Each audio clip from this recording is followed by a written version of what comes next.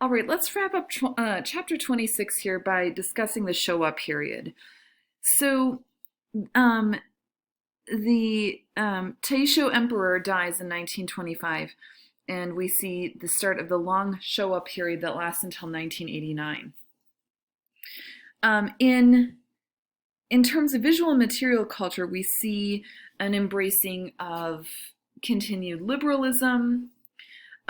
There are, though, effects from the massive earthquake in the 1920s and the onset of the Great Depression by 1929 that led to trade barriers set by Western nations. And in this context, a right-leaning tendency in politics grows, and we see a mounting militarization of Japan. This leads up to the Second Sino or Chinese-Japanese War in 1937 to 1945, and the Pacific War from 1941 to 1945. Those two conflicts were, of course, part of World War II. And when the nation enters this period of war, some artists were recruited to create propaganda paintings that illustrated the scenes of war as part of the war campaign record painting. And we see one of those examples here. Now, both Nihonga and Yoga painters were involved in the production of war art, but ultimately it was yoga, or the Western style, that was considered more appropriate as art for the people because of its large size, durability, and narrative elements. What we see is the academic realism of 19th century European painters. We see naturalistic use of color, modeling of figures, an illusion of spatial depth. And what's so interesting to me is there's this kind of inherent paradox in Japanese war art. So they want to express this ultra-nationalist, militarist ideology that promotes the Japanese cause, but they're relying on Western, non-Japanese artistic traditions to do that. This return to figuration, to classicism, to academic realism, this actually parallels what is happening throughout many countries during World War II. We see this return to more classical, kind of Renaissance valued art in France, in Italy under Mussolini, in Germany under Hitler, in the Soviet Union under Stalin, and in the United States as well. The moment that's being depicted here is when General Yamashita demanded that British General Percival accepted terms of surrender. And we see this moment that determines the fall of Singapore with no overly dramatic elements. There's really no emotion. But Miyamoto faithfully paints the entire composition from a photograph that documented the event, and just kind of with an almost journalistic rendering of the scene.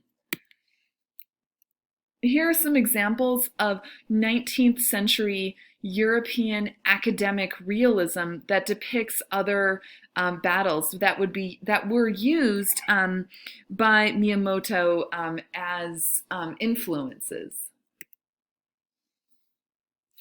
In contrast to yoga painters who determined realism as the status quo for war art, Nihonga artists worked on various genres and subject matters that ranged from all sorts of straightforward depictions of soldiers and military activities to historical narratives.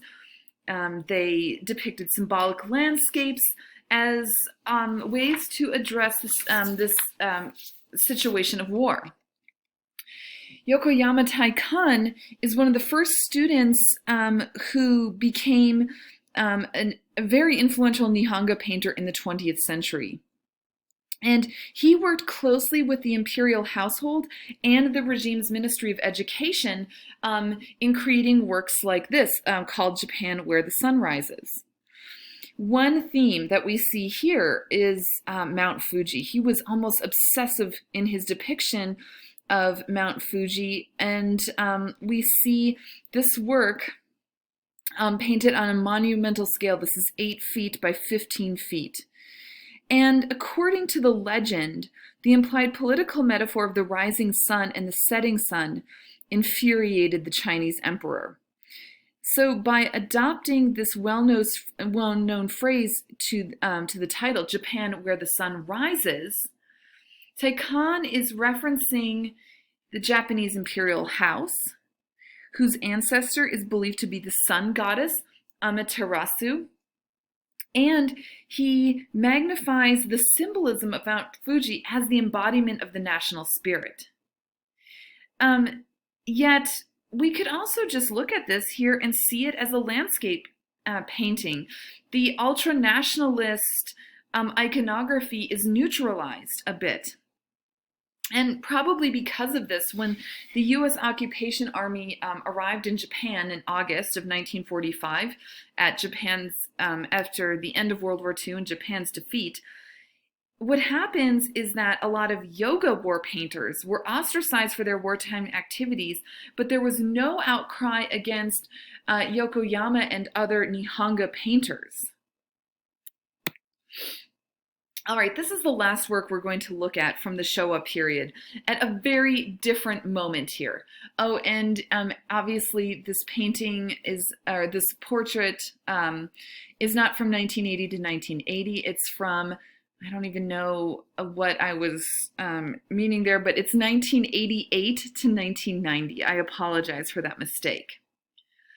Here we see a Japanese artist who has recreated the scene of a very important 19th century European painting. This work we have not yet talked about in class, and it is Manet's Olympia from 1863.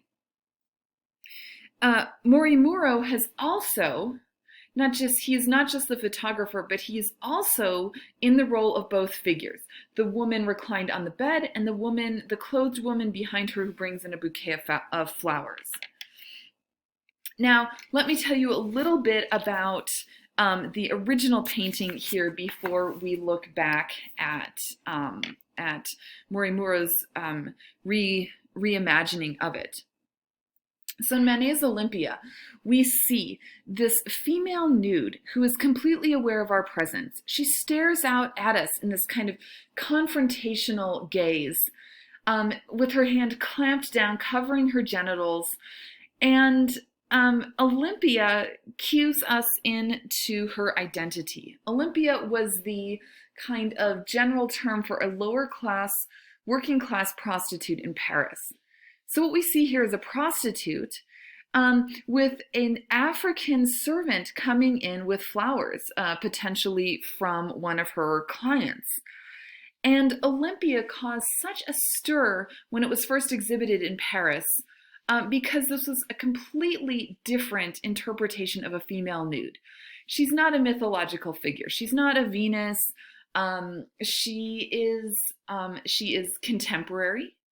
She is a known model in the art world, and she interrupts our kind of voyeuristic gaze of on the female nude. She interrupts this kind of imaginative, erotic situation by confronting us. And this is what was so disturbing to Parisian viewers in the 19th century. Now we see a Japanese male artist posing as Olympia and as the African servant. What is the message here? I think there's a few things going on. The superimposition of a Japanese man onto Olympia alludes to, I think, both Japan's appropriation of Western culture and also the image of Asian masculinity in the West being stereotypically thought of as more effeminate. He's playing on these stereotypes so that we can challenge and question them. He's also thinking, the fact that Morimuro is both characters also challenges our notion of identity. Identity is not fixed, it's not stable. Instead, it's nonlinear, it's fractured. It can mean different things at different times.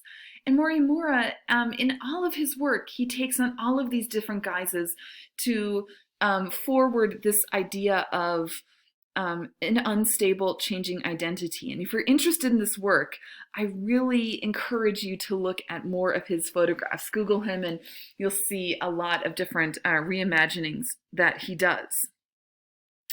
All right, this is the end of chapter 26. Please get in touch with me if you have any questions. You are all doing a great job in these less than ideal circumstances, and if there's anything I can do to help you succeed and thrive, please let me know.